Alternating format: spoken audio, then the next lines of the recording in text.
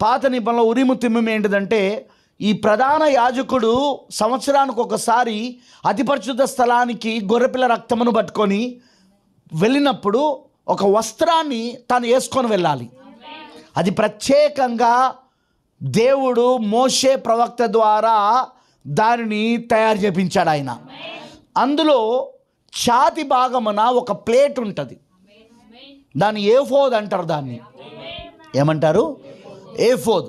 ఆ ఏఫోదులో 12 జన్మపురాలు ఉంటాయి. 12 గోత్రకర్తలు ఉన్నారు కదా, ఆ యాకోబు యొక్క 12 మంది కుమారులు. ఆ 12 మంది కుమారుల యొక్క జన్మపురాలు ఆ ఏఫోదులో పొదిగించబడి ఉంటాయి. ఆ జన్మపురాలు అది ఎక్కడుంటుందంటే ఆ దేవుని మందిరంలో ఒక స్తంభము పైన వేలాడబడి ఉంటుంది.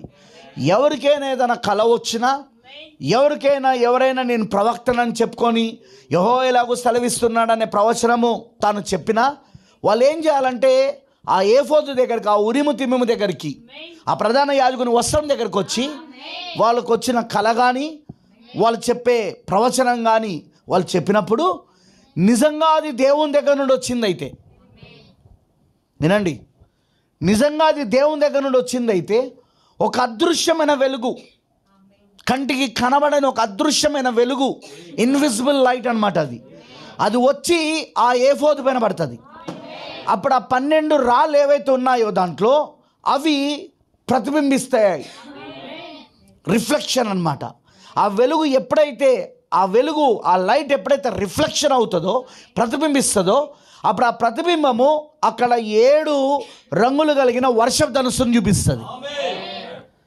అక్కడ వర్షపు ధనస్సు ఇట్స్ సూపర్ న్యాచురల్, అది సాజాతీతంగా ఏర్పడిన వర్షపు ధనస్సు. అది ఆ వర్షపు ధనస్సు కనుక వచ్చిందంటే నిజంగానే ఈ కలగనిన వాడు కానీ, లేదా ప్రవక్త అని చెప్తున్న ఈ ప్రవచనం కానీ అది నిజంగా దేవుడు మాట్లాడిందని నిర్ధారణ.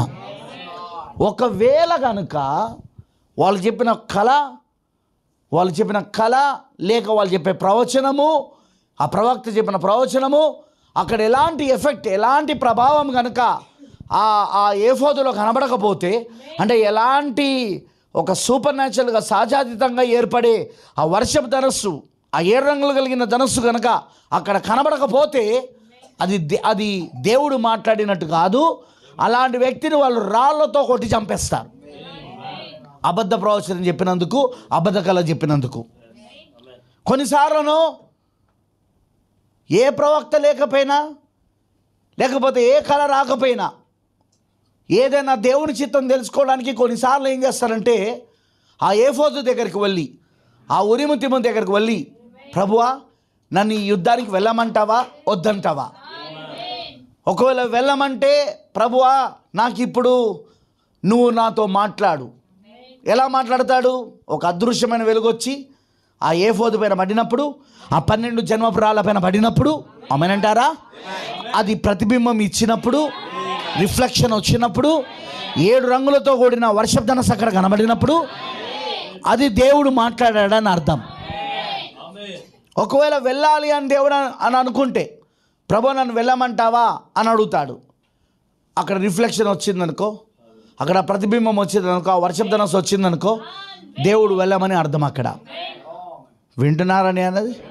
వెళ్ళొద్దు అని ఉన్నదనుకో, ఎలాంటి రిఫ్లెక్షన్ అక్కడ రాదు, ఎలాంటి ప్రతిబింబం అక్కడ రాదు, ఎలాంటి ఆ 7 రంగులతో కూడిన వర్షపు ధనస్సు అక్కడ రాదు. దాని అర్థం ఏంటంటే నువ్వు వెళ్ళొద్దని అర్థం. అక్కడ నేను చెప్పేది అర్థమవుతుందా? అందుకే కొన్నిసార్లు యెహోవా యొద్ద వాళ్ళు ఆ విధంగా విచారణ చేసేవాళ్ళు. దావీదు ఆ విధంగానే విచారణ చేసేవాడు. కొన్నిసార్లు ఆయన ఆ ఉరీము తుమ్మీము దగ్గరికి వెళ్ళి తాను ఏం చెయ్యాలో దేవుణ్ణి అడిగేవాడు, విచారణ చేసేవాడు. ఈ పని చేయాలన్నా చేయకూడదా అని. అప్పుడు దేవుడు జవాబు ఇచ్చేవాడు ఉరీము తుమ్మీము ద్వారా. సో దేవుడు ఇక్కడ 3 విధాలుగా ఆయన మాట్లాడుతున్నాడు. ఒకటి ప్రవక్తల ద్వారా, యెహోవా ఎలాగో సెలవిచ్చుచున్నాడని లేఖనం వాక్యం ద్వారా, ప్రవక్తల ద్వారా. రెండవది కళల ద్వారా. ఈ రెండింటిని నిర్ధారణ చేసేది ఉరీము తుమ్మీము ద్వారా. Super natural. ఉరీము తుమ్మీమును ఎవరు కూడా మోసం చేయలేరు, ఎవరు కూడా నకలు చేయలేరు. నేను అనేది అర్థమవుతుందా? ఎందుకంటే అది సూపర్ న్యాచురల్ లైట్, అది సహజాతీతమైన వెలుగై ఉన్నది. అది అది ఆ వర్షపు ధనస్సు అక్కడ ఏర్పడడం అనేది ఒక సహజాతీతమైన కార్యమై ఉన్నది. అది ఆమేన్, హల్లెలూయా. అందుకే మొదటి 2 కలలు లేక ప్రవక్త, ఈ రెండింటిని నిర్ధారించేది మూడవది ఉరీము తుమ్మీము. మరి ప్రొఫెట్ బ్రెన్హామ్ గారు అన్నారు, ఈరోజు కూడా అలాంటిది ఒకటి ఉండాలి కదా మనకు. ఉన్నది. అదే ఆది అపోస్తులు 12 మంది అపోస్తులు రాసిన ఈ క్రొత్త నిబంధన దేవుడి వాక్యం.